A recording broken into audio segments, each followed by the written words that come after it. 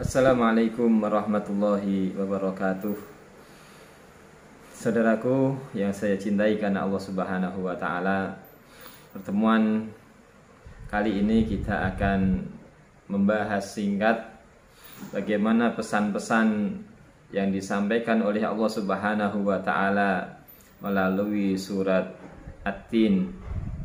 Salah satu surat yang memberikan banyak hikmah kepada kita sekalian. Salah satu surat pula yang diriwayatkan dari Al-Bara' bin Azib bahwa seringkali Rasulullah membaca surat At-Tin ini dalam perjalanannya. Jadi ketika beliau sedang dalam perjalanan, dalam sholatnya beliau sering membaca surat At-Tin ini. Surat At-Tin ini adalah salah satu dari surat Makkiyah, yaitu surat yang diturunkan oleh Allah Subhanahu wa taala di Mekah atau sebelum Rasulullah sallallahu alaihi wasallam hijrah ke Madinah. Sebagaimana yang kita ketahui, karakter dari surat Makkiyah itu adalah diantaranya ayatnya yang pendek-pendek, kemudian banyak berbicara tentang keimanan. Baiklah saudaraku sekalian, kita mulai. A'udzubillahi minasyaitonirrajim. Bismillahirrahmanirrahim. Wattini wazzaitun wa turi sinin wa hadzal baladil amin. Laqad khalaqnal insana fi ahsani taqwim thumma radadnahu asfala safilin. Illa alladhina amanu wa 'amilus solihati falahum ajrun ghairu mamnun. Fama yukadzibuka ba'du biddin. Alaihissallahu bi ahkamil hakimin. Ikhtalafal mufassirun. Jadi para ulama tafsir ini berbeda pendapat terkait dengan tafsir wattini wazzaitun ini. Banyak pendapat-pendapat, aqwalin katsirah, sampai memunculkan banyak pendapat. Di antaranya faqila al-muradu bitin masjid Dimsyq. Di antaranya ada yang mengatakan bahwa yang dimaksudkan dengan At-Tin itu adalah masjid di Damaskus. Waqila hiya nafsuha. Ada juga yang mengatakan yang dimaksudkan dengan wattin itu adalah buah tin. Buah tin. Waqila al-jabal alladhi indaha. Ada juga yang mengatakan At-Tin, yang dimaksudkan dengan At-Tin itu adalah satu buah gunung, sebuah bukit yang banyak ditumbuhi buah tin. Wa qala al-Qurtubi, Imam al-Qurtubi mengatakan huwa masjidu ashabil kahfi. Ada juga yang menafsirkan bahwa At-Tin yang dimaksudkan dengan tin itu adalah masjidnya ashabul kahfi, sebagaimana yang kita kenal, kita pahami di surat Al-Kahfi itu. Jadi 7 orang pemuda yang ditidurkan oleh Allah Subhanahu wa taala. Kemudian ketika diketahui bahwa orang ini sudah berumur ratusan tahun, maka kemudian peninggalannya itu di sana dibuatlah masjid sebagai petilasan. Warawa al-Aufi an Ibni Abbas annahu masjidu Nuh. Imam Aufi dari Ibnu Abbas, beliau mengatakan yang dimaksudkan itu adalah masjidnya Nabi Nuh yang ada di Gunung Judi. Beda lagi. Kemudian ada yang mengatakan wa qala Mujahid, Imam Mujahid mengatakan huwa tinukum hadza, dia adalah buah tin sebagaimana yang dikenal oleh masyarakat Arab pada saat itu. Wazaitun, Sedangkan buah zaitun qala Ka'b bin al-Ahbar wa Qatadah wa bin Zaid wa ghairuhum huwa masjidu Baitul Maqdis. Az-zaitun, ya, ada ulama yang mengatakan yang dimaksudkan dengan zaitun adalah masjid Baitul Maqdis. Wa qala Mujahid wa Ikrimah huwa hadat tinun alladhi ta'sirun. Nah, ada yang mengatakan, Imam Mujahid, Imam Ikrimah beliau mengatakan yang dimaksudkan zaitun adalah ya buah zaitun yang sering kalian peras itu, ya, mafhum lah bagi orang-orang Arab. Ada buah tin, ada buah zaitun. Ini tafsir ayat yang pertama, at-tin wa zaitun. Ya, tentunya biasa saudaraku sekalian, ketika kita mengkaji tafsir maka kita akan menemukan berbagai macam pendapat-pendapat yang menarik. Wa turi sinin, ayat yang kedua. Qala Ka'b bin al-Ahbar wa ghairu wahidin huwa al-jabal alladhi kallama Allahu alaihi Musa alaihi salam. Menurut Ka'ab bin al-Ahbar, beliau mengatakan yang dimaksudkan Turi Sin adalah sebuah bukit.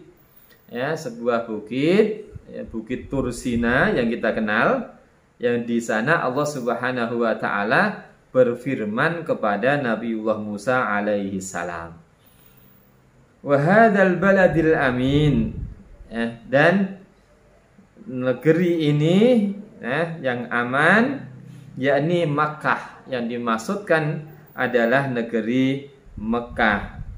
Qala Ibnu Abbas wa Mujahid wa Ikrimah wal Hasan wa Ibrahim an-Nakhai wa Ibnu Zaid wa Ka'bul Ahbar wala khilafa fi dzalik. Nah, kalau tafsir ayat yang ketiga ini tidak ada perselisihan pendapat, mayoritas semua ulama sepakat bahwa yang dimaksudkan dengan kalimat wa hadzal baladil amin, yang dimaksudkan adalah negeri Mekah. Nah, yang menarik sesungguhnya, saudaraku sekalian rahimakumullah, ada penyebutan. Nah, ada penyebutan tiga ayat ini, wa zaitun wa turisin wa tini wa zaitun wa turisinin wa hadzal baladil amin. Allah Subhanahu wa taala menyebut tiga tempat yang menarik. Qala ba'dul a'immah, sebagian ulama mengatakan hadhihi mahalu salasatin ba'atsallahu fi kulli wahidin minhuma nabiyyan mursalan min ulil azmi ashabu syara'i al-kibar. Yang dimaksudkan tiga tempat ini adalah tiga tempat yang Allah Subhanahu wa taala mengutus nabi sekaligus rasul ulul azmi, yang mereka membawa syariat yang mulia, yang agung. Ini luar biasa. Jadi kalau kita membaca surat At-Tin ini, nah, di tiga ayat ini kita sudah didekatkan oleh Allah Subhanahu wa taala dengan tempat-tempat yang mulia.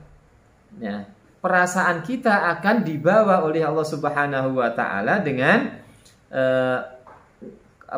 eksistensi manusia yang dimuliakan oleh Allah Subhanahu wa taala dengan kenabian dan kerasulan, yang di sana Allah Subhanahu wa taala menurunkan syariatnya. Ya, tentunya ada hubungan tiga tempat ini sangat luar biasa. Sangat luar biasa. Allah turunkan satu tempat, kemudian tempat yang lainnya.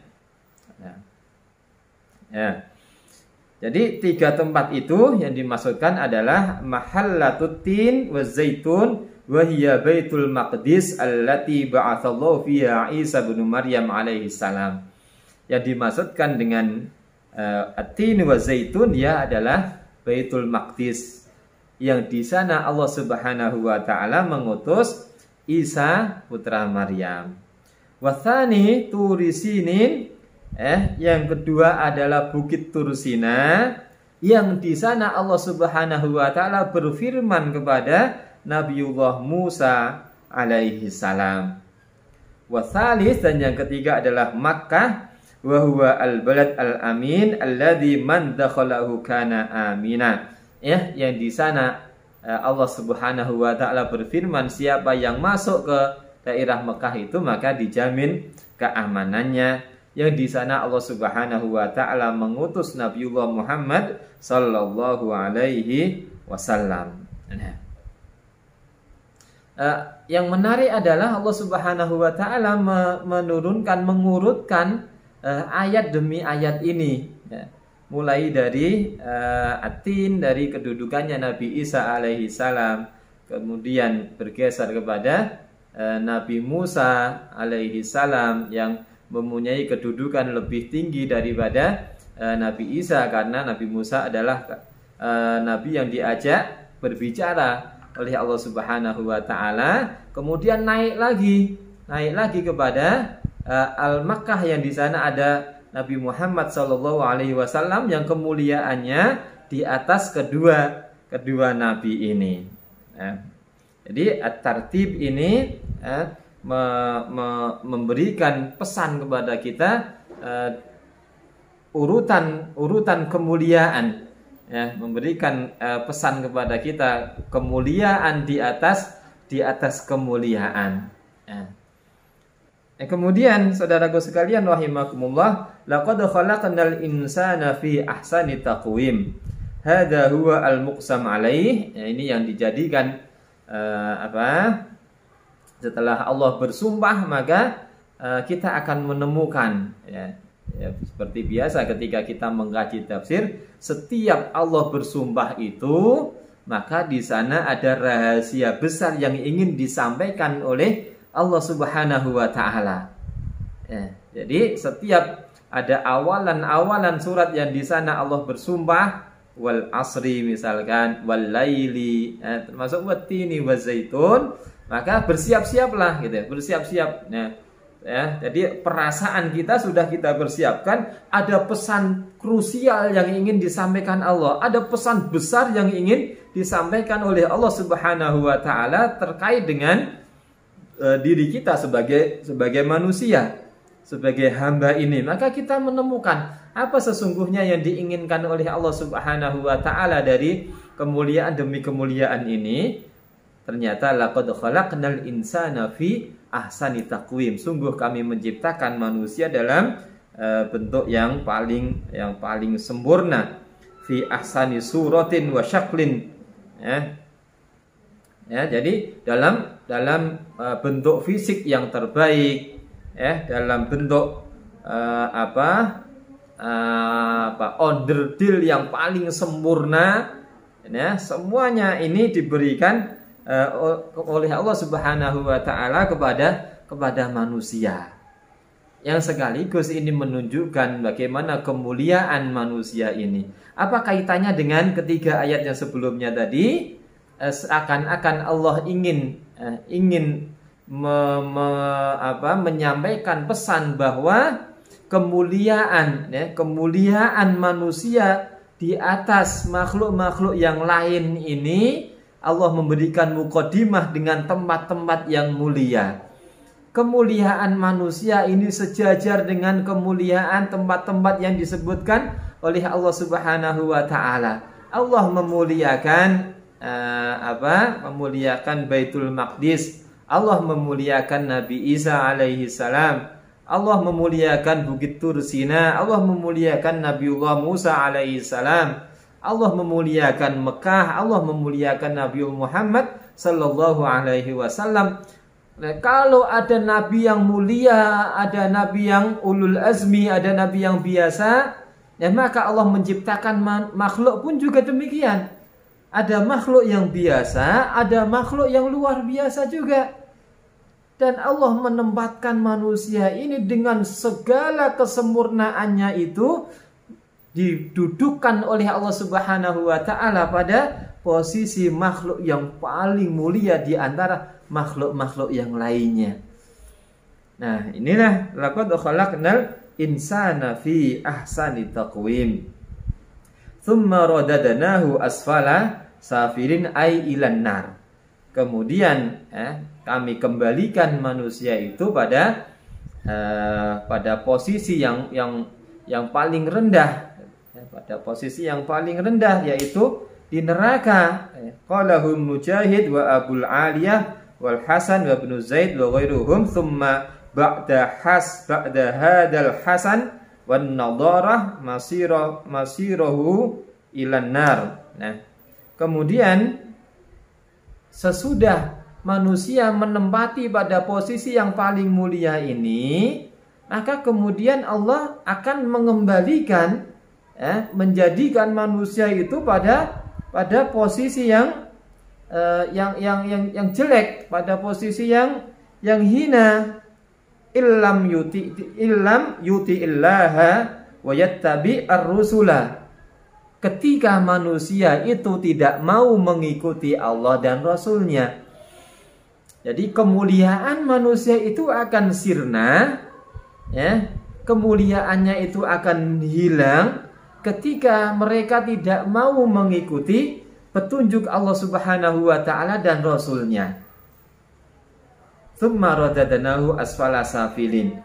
Selama manusia itu tetap pada tracknya, mengikuti Allah, mengikuti petunjuk Rasulullah, maka dia akan tetap pada posisi yang paling mulia. Tetapi begitu mereka bergeser dari aturan Allah, mereka tidak mau lagi mengikuti petunjuk-petunjuk Rasul, maka mereka akan dihinakan oleh Allah Subhanahu wa taala pada posisi yang hina.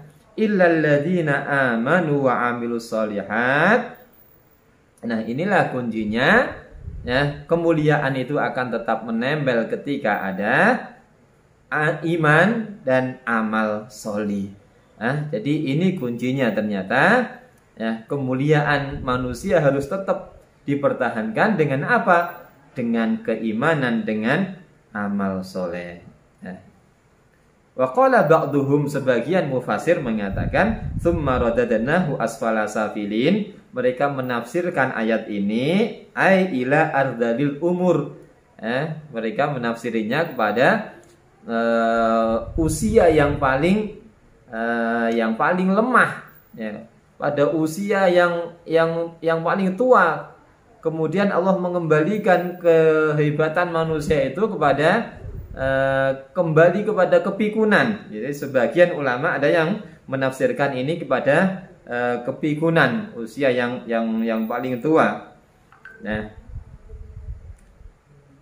sehingga waruya hada an Ibnu Abbas wa Ikrimah hatta qala Ikrimah, sampai Imam Ikrimah mengatakan man jama'al Qur'an, barang siapa yang hafal Al-Qur'an, lam yarud ila ardalil umur, maka dia tidak akan kembali, tidak akan merasakan pikun. Nah, ini salah satu yang luar biasa, salah satu faidah. Kita berdekatan dengan Al-Qur'an, menghafalkan Al-Qur'an, sampai Imam Ikrimah mengatakan barang siapa yang hafal Al-Qur'an, maka dia tidak akan pikun. Nah, ini sekaligus motivasi kepada kita. Nah, karena ketika akal kita sering dipakai untuk berpikir, sering dipakai untuk mengingat, apalagi yang diingat-ingat itu adalah ayat-ayat yang mulia yang penuh dengan kemujizatan, maka salah satu kemujizatannya, salah satu kemuliaannya adalah Allah tidak akan memberikan pikun kepada orang itu. Maka kalau pengen nggak pikun, hafalkan Quran. Hafalkan Quran. Walaupun ini juga menjadi perselisihan,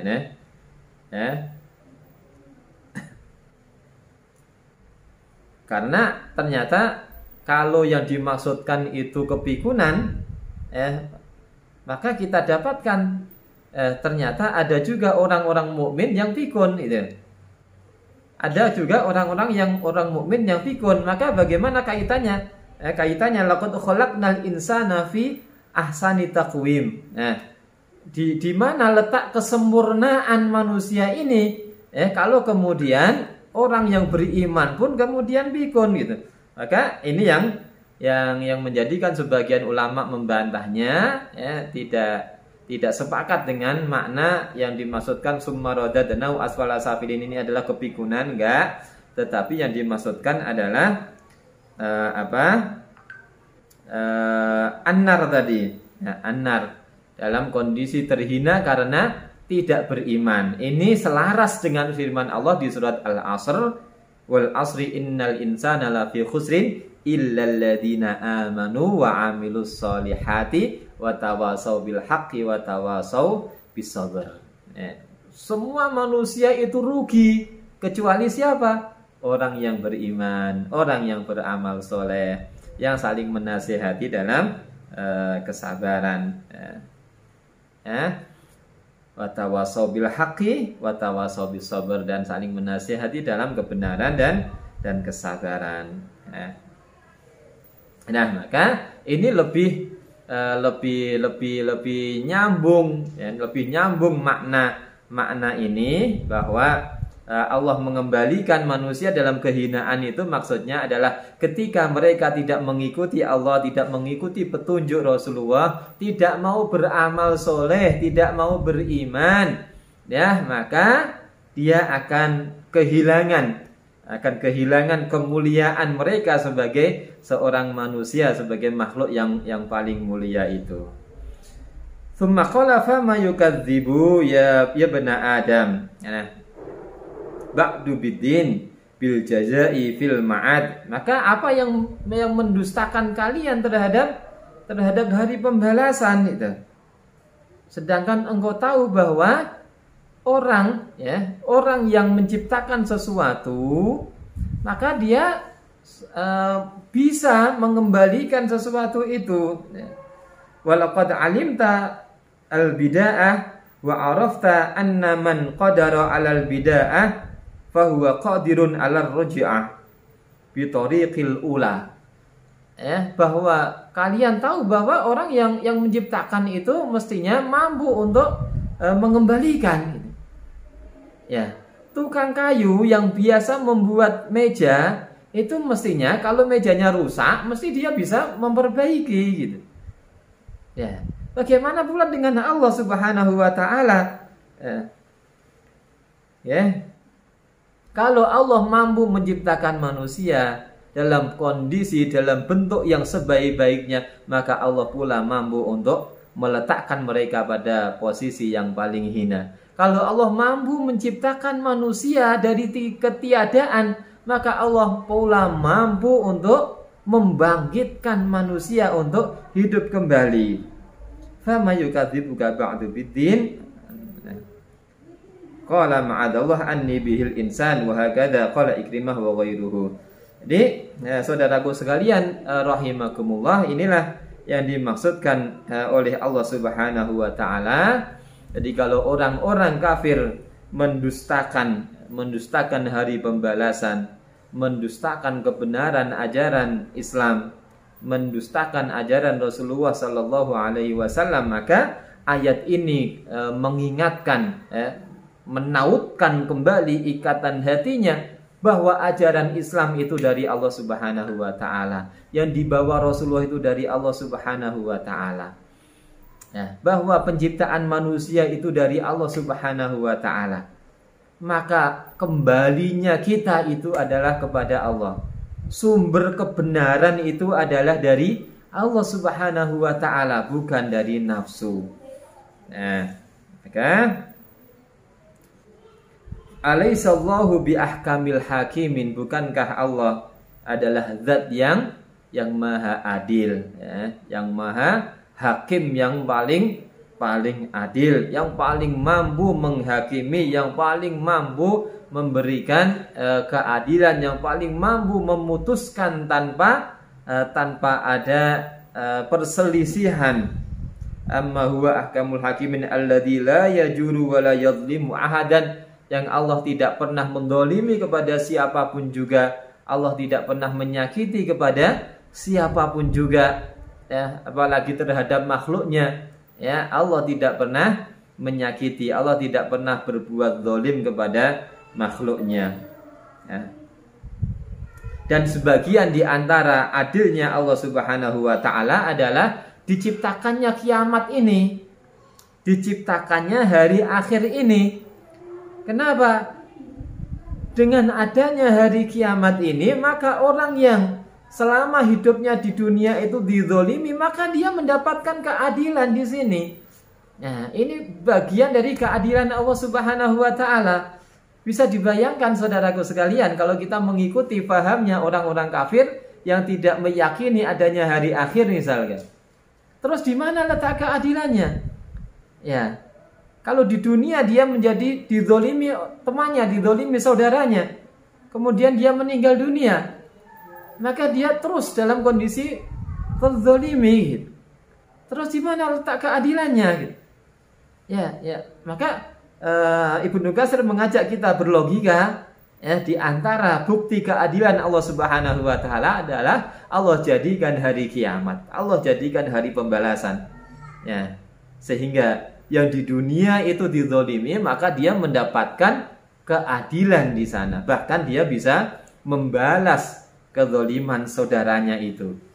Ya, salah satunya ada dalam sebuah hadis yang Rasulullah menceritakan tentang orang yang bangkrut, gitu ya. Siapa orang yang bangkrut itu?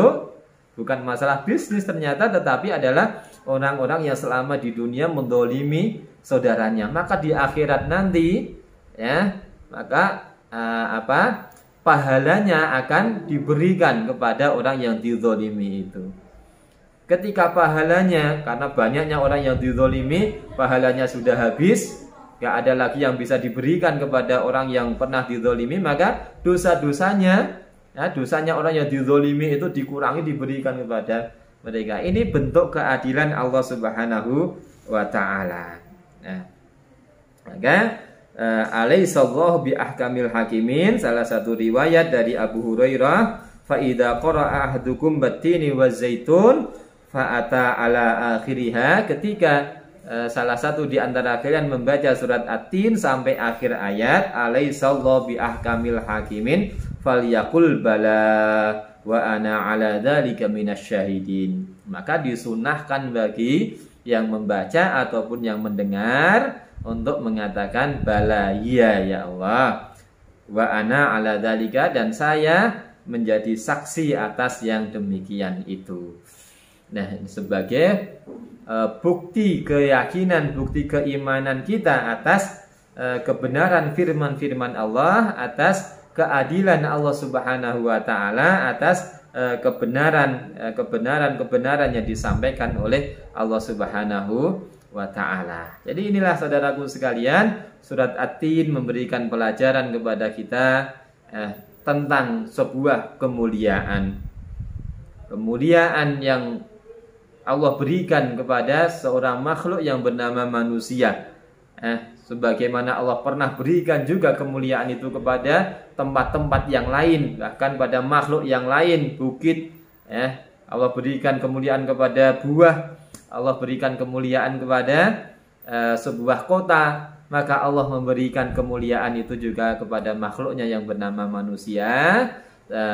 Kemuliaan ini akan terus tersematkan di dalam diri manusia ketika mereka komitmen dengan aturan-aturan Allah Subhanahu wa taala, ketika mereka beriman, dan bukti iman itu dinyatakan dalam bentuk wa amilus solihat. Ya, maka harus sinergi antara keyakinan hatinya, lisannya, dan perbuatannya.